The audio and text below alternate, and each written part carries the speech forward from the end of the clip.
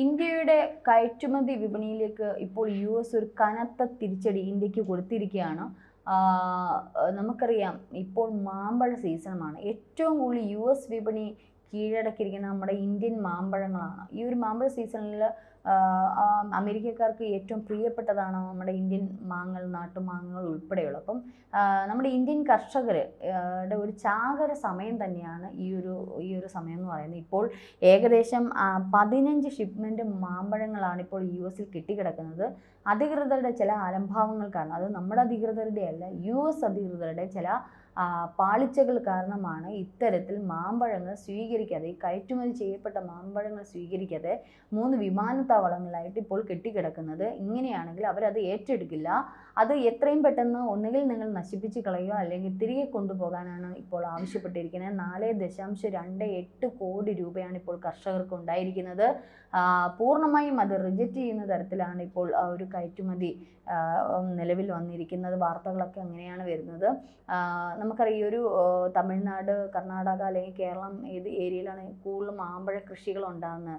പലതരത്തിലുള്ള മാമ്പഴങ്ങൾ, നാട്ടുമാങ്ങകൾ, അൽഫോൺസ, കളിച്ചുണ്ട്, ഇങ്ങനെ നിരവധി ഐറ്റംസ് മാങ്ങകൾ നമ്മുടെ കേരളത്തിൽ ഈ ഒരു സീസൺ, ഈ ഒരു മാർച്ച് ഏപ്രിൽ മാസങ്ങളിലാണ് കൂടുതൽ ഈ ഒരു കൃഷി അതിൻ്റെ വിളവെടുപ്പ് നടക്കുന്നത്. അങ്ങനെയാണെങ്കിൽ ലോകത്തിലെ ഏറ്റവും നല്ലൊരു വിപണിയായിരുന്നു, മാമ്പഴ വിപണിയായിരുന്നു, നമ്മുടെ ഇന്ത്യയുടെ വിപണിയായിരുന്നു യു.എസ്. ഇപ്പോൾ അതാണിപ്പോൾ പ്രശ്നത്തിലായിരിക്കുന്നത്. ഈ കർഷകർക്ക് വലിയൊരു തിരിച്ചടിയാണ് കിട്ടിയിരിക്കുന്നത്. ഇപ്പോൾ യു.എസിലെ അധികൃതരുടെ ഡോക്യുമെൻറ്റേഷൻ ക്രമക്കേടുകളെ തുടർന്നാണ് ഇത്തരത്തിൽ അവർ നിരസിച്ചിരിക്കുന്നത് എന്നാണ് അറിയാൻ കഴിഞ്ഞത്. ലോസ് ഏഞ്ചൽസ്, സാൻ ഫ്രാൻസിസ്കോ തുടങ്ങിയ വിമാനത്താവളങ്ങളിലാണ് ഇന്ത്യയിൽ നിന്നുള്ള ഈ പഴങ്ങൾ ഇപ്പോൾ കുടുങ്ങിക്കിടക്കുന്നത്. ഡോക്യുമെൻറ്റേഷൻ ക്രമക്കേടുകളെ തുടർന്ന് നിരസിച്ചതോടെ ഈ മാമ്പഴം തിരികെ കൊണ്ടുപോവുകയോ അല്ലെങ്കിൽ നശിപ്പിച്ചു കളയുകയോ ചെയ്യുക എന്നതാണ് ഇപ്പോൾ യു.എസ് അധികൃതർ ഈ കയറ്റുമതി ഏജൻസികളോട് ഇപ്പോൾ ആവശ്യപ്പെട്ടിരിക്കുന്നത്. ഒന്നേ നിങ്ങൾക്ക് അവിടെ തന്നെ നശിപ്പിച്ച് കളയാം, അല്ലെങ്കിൽ നിങ്ങൾ തന്നെ നിങ്ങളുടെ മാമ്പഴങ്ങൾ തിരിച്ചു കൊണ്ടുപോവുക എന്നുള്ളതാണ്.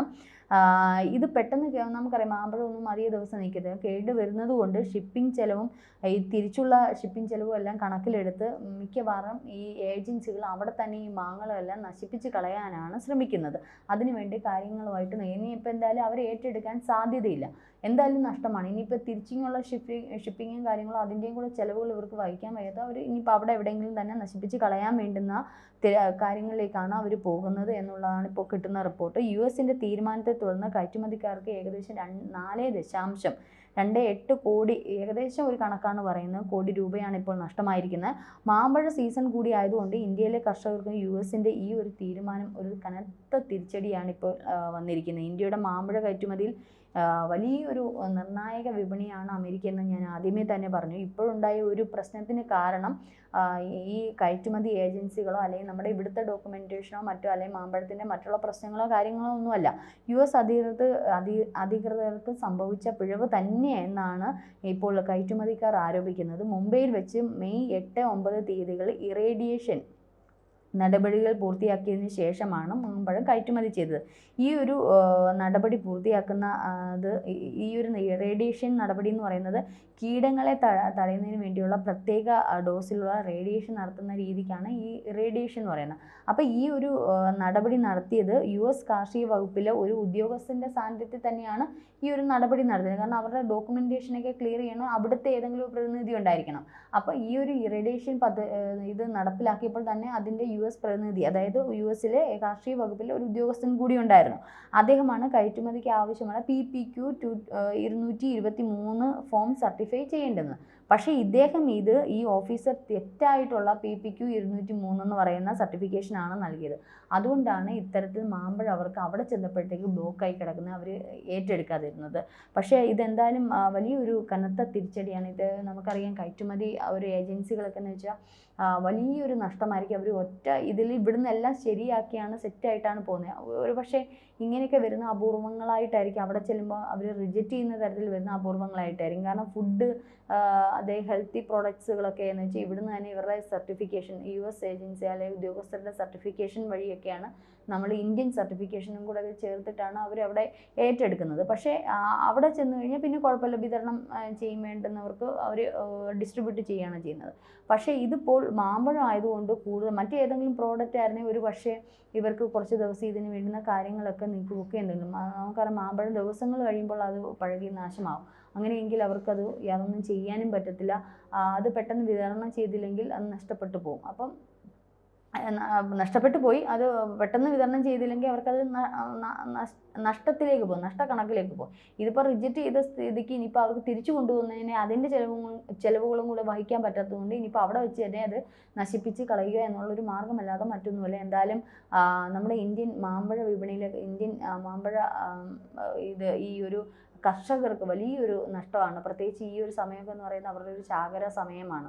ഈ ഒരു മാർച്ച് ഏപ്രിൽ മെയ് മാസമാണ് മാമ്പഴങ്ങൾ കൂടുതൽ, നാട്ടുമാങ്ങകളൊക്കെ ഉൾപ്പെടെ ഫലം, അതിൻ്റെ യഥാർത്ഥ ഫലം നമുക്ക് കിട്ടുന്നത്. പക്ഷേ ഒരു വിപണി ഒന്ന് സജീവമാവുന്നത് നമുക്കും അറിയാം, നമുക്കും ഈ ഒരു മാമ്പഴ സീസണാണ്. അപ്പോൾ ഇതിൻ്റെ ഏറ്റവും നല്ല ക്വാളിറ്റി ഉള്ളത് വിദേശത്തേക്ക് കയറ്റി അയക്കുന്ന തരത്തിലുള്ള ഇതൊരു കൃഷി എന്ന് പറയുന്ന വലിയ സാമ്പത്തിക ലാഭമുള്ള ഒരു കൃഷിയാണ്. തമിഴ്നാട്ടിലൊക്കെ ഒരു ഭാഗത്തൊക്കെ നമ്മൾ ചെന്ന് കഴിഞ്ഞാൽ പല വിധത്തിലുള്ള മാങ്ങകളുടെ ഈ ഒരു കൃഷി നമുക്ക് കാണാൻ സാധിക്കുന്നതായിരിക്കും. ചില ഫാമുകളൊക്കെ മാമ്പഴ തോട്ടങ്ങളൊക്കെ നമുക്ക് കാണാൻ സാധിക്കും. ആദ്യകാലങ്ങളിലൊന്നും ഇത്രയൊന്നും ഇല്ലായിരുന്നു. പിന്നീടാണ് തമിഴ്നാട്ടിലാണ് ഏറ്റവും കൂടുതൽ ഒരു മാമ്പഴ കൃഷി വ്യാപിച്ചത്. കർണാടക എന്നുള്ള സ്ഥലങ്ങളിലാണ്. കേരളത്തിലുമുണ്ട്. കേരളത്തിലും ഈ പറഞ്ഞതുപോലെ മാമ്പഴ കൃഷിയൊക്കെ ചെയ്യുന്നവരുണ്ട് ഒക്കെ. പക്ഷേ കേരളത്തിലാണ് ഏറ്റവും കൂടുതൽ മാമ്പഴത്തിനുള്ള കറക്റ്റ് അതിൻ്റെ കാലാവസ്ഥയും അല്ലെങ്കിൽ അതിൻ്റെ മണ്ണും ഒക്കെ എന്ന് പറയുന്നത് കേരളത്തിലാണ്. പക്ഷേ ഇവിടെ സ്വാഭാവികമായിട്ട് കൃഷിയൊന്നും പ്രോത്സാഹിപ്പിക്കാനോ അല്ലെങ്കിൽ കൃഷിക്ക് വേണ്ടുന്ന കാര്യങ്ങൾ ചെയ്യാനൊന്നും അധികം ആൾക്കാരില്ലാത്തത് കൊണ്ട് കൂടുതൽ തമിഴ്നാട്ടുകാരാണ് കൃഷി ചെയ്യുന്നത്. കർണാടക ഇങ്ങനെയുള്ള സംസ്ഥാനത്തിലേക്ക് പോലുള്ള സംസ്ഥാനങ്ങളാണ് കൂടുതൽ ഇത്തരത്തിലുള്ള കൃഷികളൊക്കെ ചെയ്യുന്നത്. അപ്പോൾ ഈ പച്ചക്കറി ആയാലും ഇങ്ങനെയുള്ള കൃഷികളൊക്കെ ആയിരിക്കും ഇത്തരത്തിലുള്ള റിജക്ഷൻ വരുമ്പോഴേക്കും ഇവർക്ക് കർഷകർക്ക് തനി നഷ്ടം. ഒന്നാമതേ കർഷകർ നഷ്ടത്തിലാണ് എന്നുള്ളൊരു പൊതുബോധം നമുക്കൊക്കെ ഉണ്ട്. അപ്പോൾ അവരിൽ നിന്ന് കൈപിടിച്ചു വരുന്ന പലവിധ പദ്ധതികളൊക്കെ ഉണ്ടെങ്കിൽ പോലും പലതും സഫലമായിട്ട് വരാറില്ല. പലതും അതിൻ്റെ ശരിയായിട്ടുള്ള രീതിയിൽ ഏറ്റെടുക്കാതെ അവർ കടക്കണിയിലേക്ക് പോകുന്ന സ്ഥിതിയുണ്ട്. ഇപ്പോഴാണ് വീണ്ടും ഒക്കെ കുറച്ചൊക്കെ കർഷകർ ഈ ഒരു മേഖലയിൽ തന്നെ നിലനിൽക്കുന്നത്. ഇടകാലങ്ങളിലൊക്കെ കർഷകർ കൃഷിയൊക്കെ ഉപേക്ഷിക്കുന്ന തരത്തിലേക്ക് പോയിക്കൊണ്ട്. പക്ഷേ നിലവിലുള്ള കർഷകർക്ക് പോലും ഇത്തരത്തിൽ തിരിച്ചടികൾ ഉണ്ടാകുമ്പോൾ, പ്രത്യേകിച്ച് കനത്ത നഷ്ടങ്ങൾ 4.28 കോടി എന്ന് പറയുമ്പോൾ വലിയൊരു കനത്ത നഷ്ടത്തിലേക്കാണ് പോകുന്നത്. ഇത്തരത്തിലുള്ള തിരിച്ചടികൾ ഉണ്ടാകുമ്പോൾ അവർക്ക് താങ്ങാൻ പറ്റിയെന്ന് വരത്തില്ല. അപ്പം ഇതിന് വേണ്ടുന്ന ഒരു കൃത്യമായിട്ടുള്ള കാര്യങ്ങളിലേക്ക് പോയില്ല എന്നുണ്ടെങ്കിൽ ഇങ്ങനെയുള്ള പ്രത്യേകിച്ച് ഇങ്ങനെയുള്ള ഫുഡ് ഐറ്റംസ് ഇവിടുത്തെ സർട്ടിഫിക്കേഷൻ കൃത്യമായി കഴിഞ്ഞ്, കാരണം അവിടെ ചെന്നിട്ട് പിന്നെ ഇവിടെ ഒന്നുമില്ലെങ്കിൽ ഷിപ്മെൻറ്റ് ചാർജ് അല്ലെങ്കിൽ ഇവിടെ വെച്ച് എന്തെങ്കിലും ആണെങ്കിൽ ഈ വിപണിയിൽ ഇന്ത്യൻ വിപണിയിലോട്ട് അവർക്ക് കൊടുത്ത് ഈ പറഞ്ഞതുപോലെ അതിൻ്റെ വലിയ നഷ്ടമില്ലാത്ത രീതി അവർക്ക് വിറ്റഴിക്കാമായിരുന്നു. പക്ഷേ ഇതിപ്പോൾ ഇവിടുന്ന് കയറ്റി ഷിപ്മെൻറ്റ് ചാർജ് ഉൾപ്പെടെ അവിടെ ചെന്നിട്ട് അവിടുന്ന് ക്യാൻസലാക്കി വിടുക, ആർക്കും ഉപയോഗപ്രദമല്ലാത്ത രീതിയിൽ നശിപ്പിച്ച് കളയേണ്ടുന്ന ഒരവസ്ഥയിലേക്ക് പോകുമ്പോഴേക്കും അത് ഒരു കനത്ത തിരിച്ചടി തന്നെയാണ് ഇന്ത്യൻ കർഷകർക്ക് ഉണ്ടാകുന്നത്. അതിപ്പോൾ മാമ്പഴം എന്നല്ല, മറ്റുള്ള ഈ പച്ചക്കറി പെട്ടെന്ന് നശിച്ചു പോകുന്ന തരത്തിലുള്ള ഡയറി ഐറ്റംസൊക്കെ ആണെങ്കിൽ ഇത്തരത്തിൽ കൃത്യമായിട്ടുള്ള സർട്ടിഫിക്കേഷനോ കാര്യങ്ങളോ ഒക്കെ സർക്കാർ ഏറ്റെടുക്കേണ്ടതായിട്ടുണ്ട്. കാരണം ഇവിടെ എന്തെങ്കിലും പ്രശ്നങ്ങളുണ്ടെങ്കിൽ ഇവിടെ വെച്ച് തന്നെ അമേരിക്കൻ ഇപ്പോൾ അവരുടെ US ഉദ്യോഗസ്ഥർ അതിന് വേണ്ടുന്ന ഓരോ പ്രോഡക്റ്റിന് വേണ്ടിയിട്ട് ഹെൽത്ത് ഡിപ്പാർട്ട്മെൻറ്റിൽ നിന്നൊക്കെ ആൾക്കാർ ഇവിടെ കാണും. അപ്പോൾ അവർ ഇത് സർട്ടിഫൈ ഇവിടെ ചെയ്തതിന് ശേഷം കയറ്റി അയക്കുക. അവിടെ ചെന്നിട്ട് ഉള്ള കാര്യങ്ങൾ ഇത്തരത്തിൽ നമ്മുടെ കർഷകർക്കും നമുക്കുമാണ് ഏറ്റവും കൂടുതൽ വിനയായിട്ട് വരുന്നത്. എന്തായാലും അത് വല്ലാത്തൊരു തിരിച്ചടി തന്നെയാണ് ഇപ്പോൾ US ഇന്ത്യക്ക് നൽകുന്നത്. നമുക്കറിയാം തീരുവ യുദ്ധം തന്നെ ഇപ്പോൾ ഒരു വിധത്തിൽ ഒന്ന് ഒതുങ്ങിയിരിക്കുകയാണ്. പല കാര്യങ്ങളും ഇന്ത്യക്ക് മേലും അവർ പല നിയന്ത്രണങ്ങളും കാര്യങ്ങളും ഒക്കെ ഏർപ്പെടുത്തിയിട്ടുണ്ട്. അത് എവിടെയും ചെന്ന് എത്താത്ത രീതിയിൽ നിൽക്കുമ്പോഴാണ് ഇത്തരത്തിലുള്ള ചെറിയ കാര്യങ്ങളും വരുന്നത്.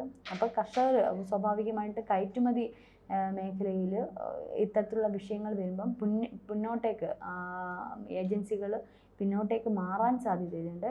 എന്ത് തന്നെയാലും ഇനി ഇങ്ങനെ ഉണ്ടാവാതിരിക്കട്ടെ, അല്ലെങ്കിൽ ഇതിന് വേണ്ടുന്ന കാര്യങ്ങൾ സർക്കാർ തീരുമാനിക്കട്ടെ.